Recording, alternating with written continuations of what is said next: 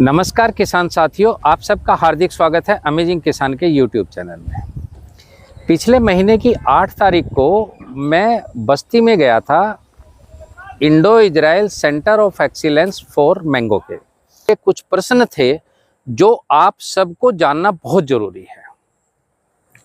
इन प्रश्नों के उत्तर के लिए जब मैं वहाँ पहुँचा तो मैंने देखा कि कुछ किसान वहाँ पर पौधे खरीद रहे हैं, कुछ किसान मिलने आए हुए हैं। इसी सिलसिले में मैंने वहाँ पर उसके जो इंचार्ज हैं डॉक्टर अतुल कुमार सिंह, जो संयुक्त निदेशक हैं इस सेंटर के, मैंने उनसे चर्चा की और उनके सामने अपने कुछ प्रश्न रखे जिसका उन्होंने विस्तार पूर्वक उत्तर दिया। आइए सुनते हैं डॉक्टर अतुल कुमार सिंह को। उद्देश्य ये रहा है कि आम में हमारी जो किस्में हैं, उत्तर प्रदेश के आम में जिसमें दशहरी है, लंगड़ा है, चौसा है, ये बहुत ही अपने स्वाद के लिए सुविख्यात है। इसमें कुछ एक्सपोर्ट एक कमी है कि इसको हम एक्सपोर्ट नहीं कर पा रहे हैं। हमारा एक्सपोर्ट बहुत ही नगण्य है कंपेरिजन दूसरे और देशों की और दूसरे प्रदेश की तुलना में।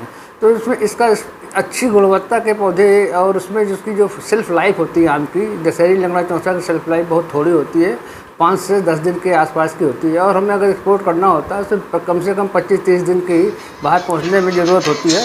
तो उसके लिए लिहाज से हम जैसे और जगह जापान का हमें और अमेरिका का, ऑस्ट्रेलिया में आम भेजना है तो हम चूँकि यहाँ से फ़्लाइट से भेजने में महंगा पड़ता है और शिप से भेजने बहुत दूर लगता है, इसलिए हमारा एक्सपोर्ट कम है। तो एक्सपोर्ट को बड़ा मेन उद्देश्य हम अपने यहाँ के आम को कैसे एक्सपोर्ट किया जाए, उसके उद्देश्य के लिए हम और कौन कौन सी अच्छी किस्में हैं। जैसे हमारे पास विदेश की किस्में, एक यहाँ पर टॉमी एटकिंस है, एक ये जो हमारी मैक्सिकन है, एक सेंसेशन है वो अफ्रीकन है। इसके अलावा कुछ IRI दिल्ली ने कुछ पूसा लालिमा, पूसा सूर्या और पूसा अरुणिमा और पूसा श्रेष्ठा, इस तरीके कुछ किस्में विकसित किए, उनको यहाँ पर हमने संकलन किया है। लखनऊ CISH ने एक अंबिका और एक अरुणिमा की वैरायटी विकसित थी जो देखने में रंगीन है और इनकी सेल्फ लाइफ हमारी दशहरी, लंगड़ा, चौसा की तुलना में करीब दूनी है, तिगुनी है। काफ़ी दिनों तक हम 10-12 दिन तक हम उसको अपने घर में रख सकते हैं। इसका जो TSS आम में हमारे यहाँ की जो चौसा वैरायटी है, इसका कुछ मिठास बहुत ज़्यादा है। लोगों में धारणा है कि आम, डॉक्टर लोग कहते हैं कि ये डायबिटिक के लिए जिसमें ग्लाइसेमिक इंडेक्स बहुत ज़्यादा होता है, इसलिए इनकी वजह लोग आम को बहुत ज़्यादा अधिक संख्या में खा नहीं पाते हैं, जबकि आम बहुत स्वादिष्ट होता है। तो आम को ज़्यादा से ज़्यादा कैसे खाया जाए, उसका लोग ग्लाइसेमिक इंडेक्स वाली जो किस्में हैं, जैसे उसमें मिठास जो TSS होता है वो 20 के आसपास रहे, 25-26 बहुत ज़्यादा हो जाता। तो इस हमारी जो ये रंगीन है, ये देखने में भी अच्छी हैं, उसमें उनकी कीपिंग क्वालिटी भी अच्छी है, उनका TSS उनकी तुलना में कम है। इसको ध्यान में रखते हुए इसको विकसित किया जा रहा है। आम में जो हमारी पुरानी वैरायटी दशहरी है, उसमें जो बेसिकली चौसा वैरायटी है, शुरू में तो वो हर साल फल देती है, लेकिन जैसे ही वो 15-20 साल का पुराना होता है वो अल्टरनेट बियरिंग आ जाती है। 1 साल उसमें फल आएगा, 1 साल पहले एक कुछ टहनियों में आएगा, कुछ टहनियों में नहीं आएगा। हर टहनी में हर साल फल नहीं आता है। तो हर साल जैसे फल नहीं आता तो उसमें ग्रोथ ज़्यादा होती है, उसमें फूल ना आकर के पत्तियों का फ्लश बनता है और ये बहुत जल्दी ग्रोथ ले लेती है। और करीब 25-30 साल बाद ये पेड़ जो है पौधों को करीब ऊंचाई उसकी 20-25 फीट की हो जाती है। उसकी तुलना में जो हमारी कुछ रेगुलर वैरायटी, जैसे हमारी एक पहले पुरानी हमारी जो IRI से निकली आम्रपाली वैरायटी हर साल फल देती है, वो बौनी किस्म की है, लेकिन फिर भी उतनी बौनी नहीं जितनी होनी चाहिए।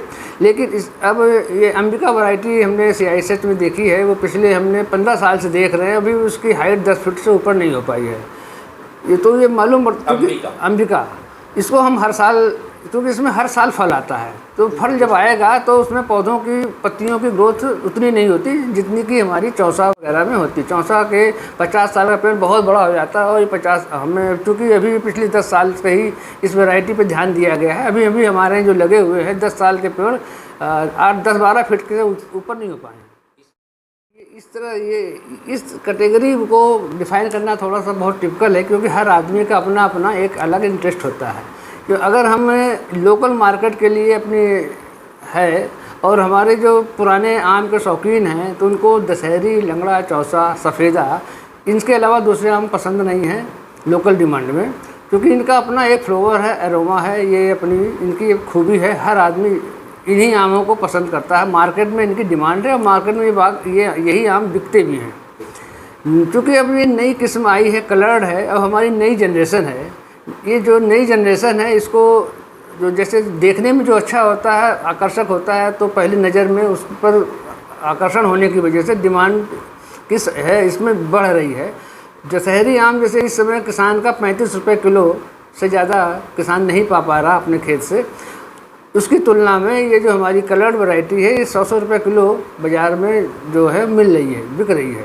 तो उसको ध्यान रखो कि इसकी नई है, नयापन है, इसमें कुछ आकर्षक कलर है, इसकी वजह से इनकी डिमांड बढ़ रही है। क्योंकि जिसकी डिमांड बढ़ रही है उसको ध्यान में रखते हुए कलर्ड वैरायटी की तरफ से कुछ हमारी जो CISH की एक अंबिका वैरायटी है, बहुत अच्छा कलर है, उसका अपीयरेंस बहुत अच्छा है, उसकी सेल्फ लाइफ भी अच्छी है। एक्सपोर्ट पर्पज़ से भी हमें ध्यान देना होगा कि हमें अगर एक्सपोर्ट मार्केट की तरफ जाना है तो हमें कलर वैरायटी को उसमें अंबिका नंबर 1 पर रखेंगे। दूसरी एक लालिमा वैरायटी है जो CISH से IRI से निकली है, ये भी बहुत अच्छी है। एक श्रेष्ठा है, इसका भी बहुत ही अपीयरेंस अच्छा है।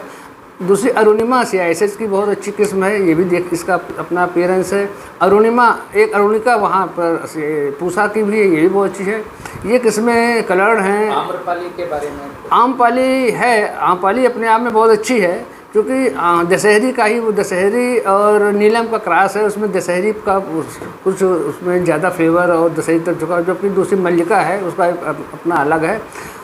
क्योंकि ये लेट वैरायटी हो जाती है और लेट वैरायटी बारिश की वजह से इसमें कुछ ये जो उसके सोल्जर एक फंगस आता है, उसकी वजह से इसकी अपीयरेंस ख़राब हो जाता है, इसलिए मार्केट वैल्यू थोड़ी सी इसकी कमज़ोर हो जाती है। जहाँ पर किसान इस चीज़ को मैनेज कर लेता है तो उसके लिए बहुत अच्छी है।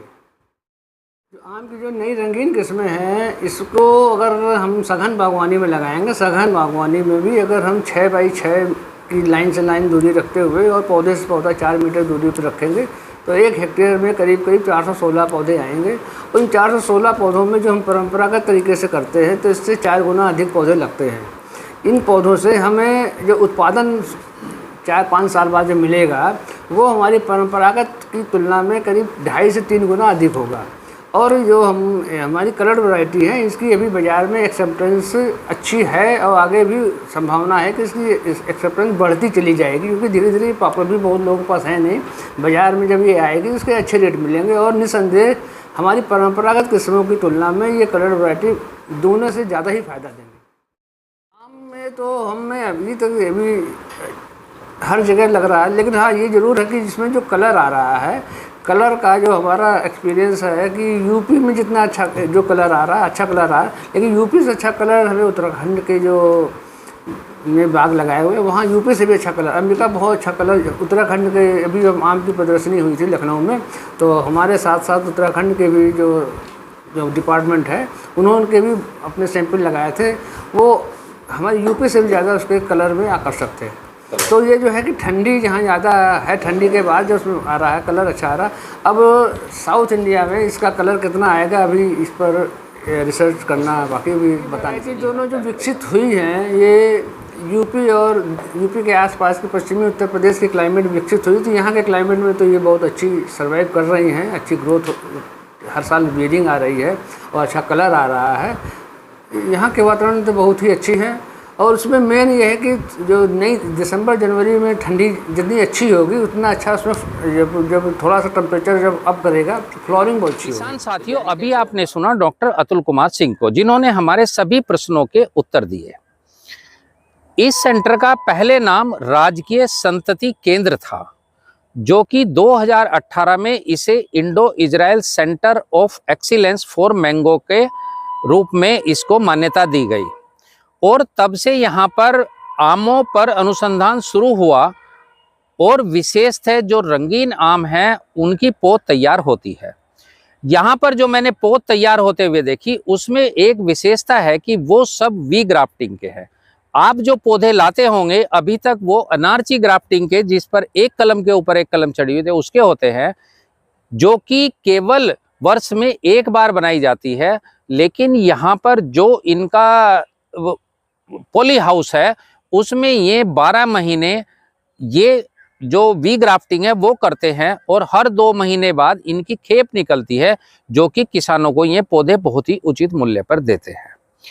किसान साथियों, मैंने इसके बारे में जो सवाल पूछे आपको कैसे लगे, ये वीडियो कैसा लगा, अपने कमेंट कर अवश्य बताएं। इसी के साथ मैं विदा लेता हूं। धन्यवाद, नमस्कार, जय हिंद, जय भारत, वंदे मातरम।